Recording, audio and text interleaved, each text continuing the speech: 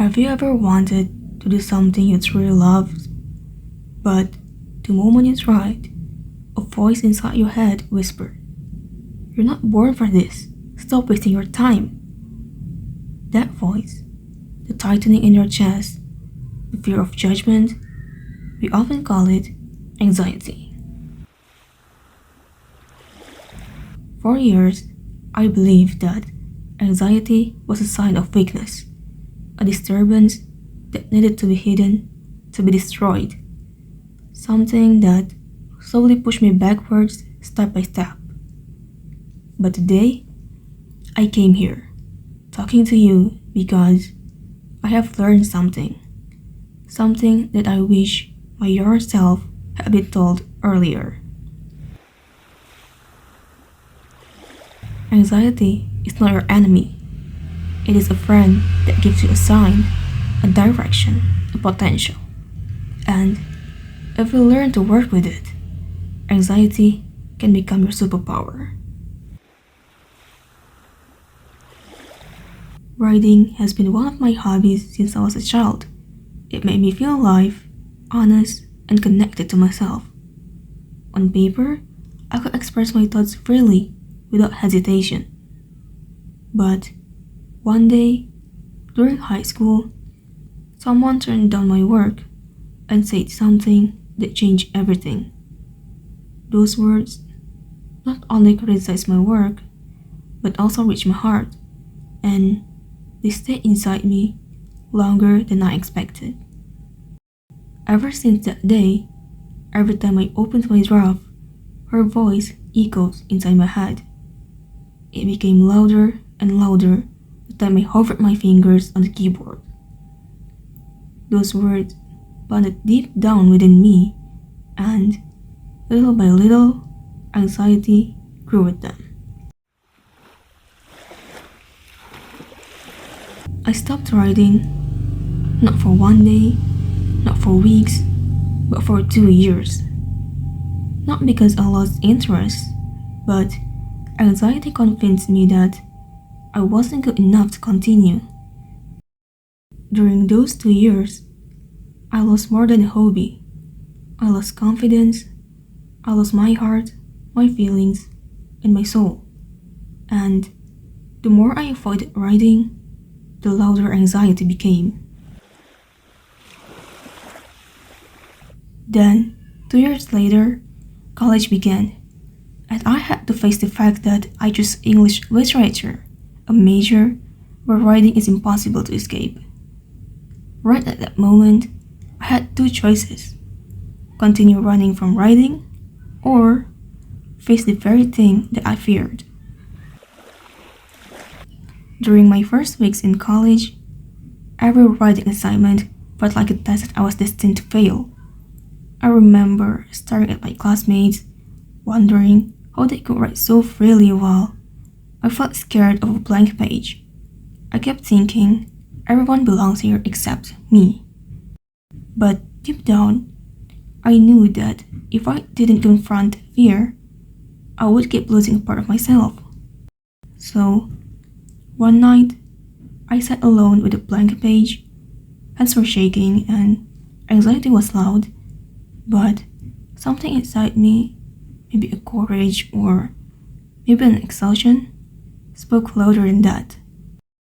Finally, I wrote just a few sentences, imperfect, but I did it. That evening, I realized something life-changing, that building courage doesn't mean losing anxiety. Courage means moving forward with anxiety beside you. We often think that having anxiety means something is wrong with us.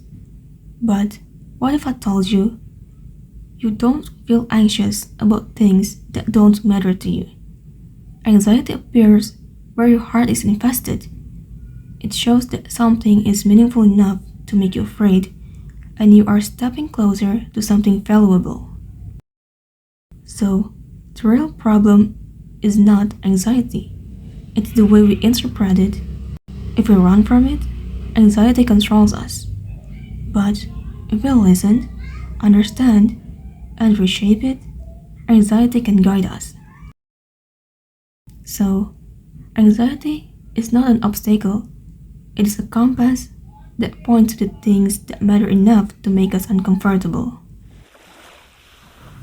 A neuroscientist, Wendy Suzuki, mentioned in one of her books, Good Anxiety, that there are 3 ways to transform anxiety into strength. The first step is to turn down the volume of anxiety. When anxiety appears, don't fight it immediately. Pause, breathe, calm your mind gently. When the volume lowers, you can clearly listen to what anxiety is trying to tell you. The second step is to learn what anxiety told you. When you experience anxiety, ask yourself, why am I anxious? What is this anxiety trying to protect me from? What can I do next time this happens? When you reflect to it, anxiety becomes information. It tells you about your values, your needs, your lifestyle, and your pattern. And the last step is to transform anxiety into action. Turn the negative what-ifs into a clear to-do list. Convert them to practical steps to take. For example, if you worry about failing an exam, your to-do list could be find a study partner, get a tutor, and review confusing lectures. This approach works for almost any worry. When you take action, anxiety becomes a source of motivation instead of stress. According to Suzuki's statement, the body's stress response is designed to prepare us, not to punish us. If your heartbeat starts racing, it's your body giving you energy. And if your body got alert, it's your brain sharpening your focus. What feels like panic is often your mind trying to protect you, trying to tell you that you care. When we understand that, anxiety becomes less threatening and far more useful. Well, writing did not suddenly become easy for me.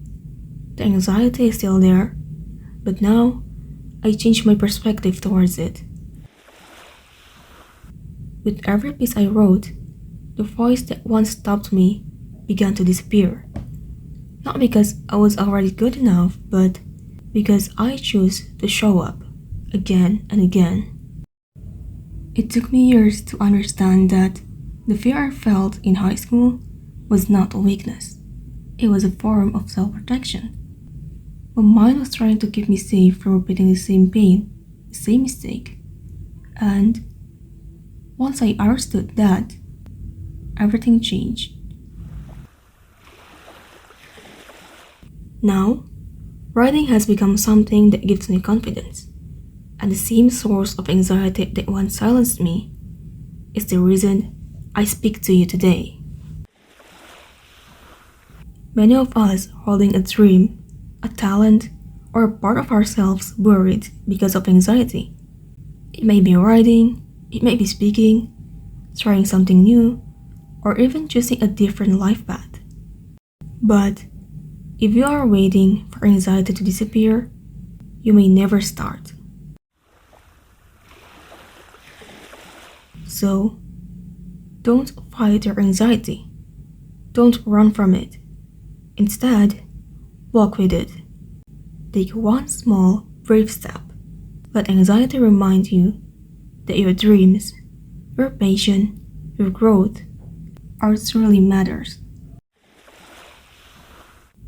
Remember, you do not become powerful when anxiety is gone, but you become powerful by moving forward despite such situations. Thank you for coming and thank you for listening. I hope my speech today can be meaningful to everyone. And don't forget to turn your anxiety into superpowers.